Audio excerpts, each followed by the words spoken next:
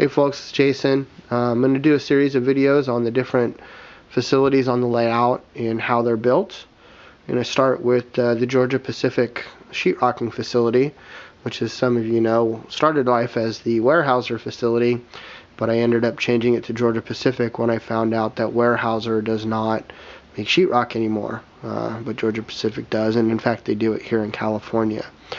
You can see that got a loading dock here. We've got a few trucks in the background, quite a bit of material stored outside, as you can see.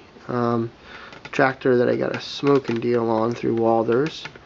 Some signs that I made. Those signs are actually taken off the internet and then printed onto actually glossy photo paper and scaled to the size I wanted, and then slightly weathered. I don't remember where I got the Georgia-Pacific loads from, but they look really good. I'm really happy with them. The truck, the May Trucking, I picked up off of Walthers, and then the Schneider trailer in the back, which actually has a great amount of detail. Really shouldn't have it in the back. My brother bought, and I should mention that my brother has bought a lot of the stuff on this layout. A lot of the train cars, a lot of the detail pieces, quite a few of the vehicles and whatnot. And I'm thankful for that. He doesn't do much modeling, but he likes to come over and bring his little guys over and whatnot. So anyway, the blacktop here is made out of just hardboard, the same stuff that most of us use for our fascias. I used it all the way across here.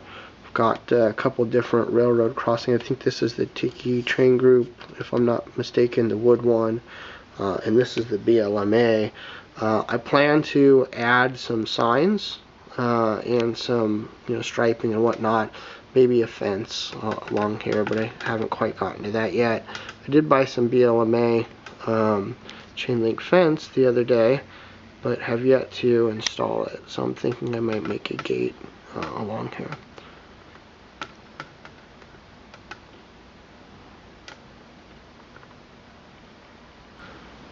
Here's another angle of the facility, looking at it from the far end. I think most of you have already seen the video on the roof that I did. If not, check it out. Talked about how I built the roof and really a lot more detail about the building itself.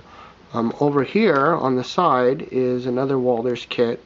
This is the, I believe it's called the Medusa Cement Factory, that I've repurposed as the silos for the gypsum that they would use to build the sheetrock. And it's a little loading area in there, and see a car down there I'm using to truck in the gypsum.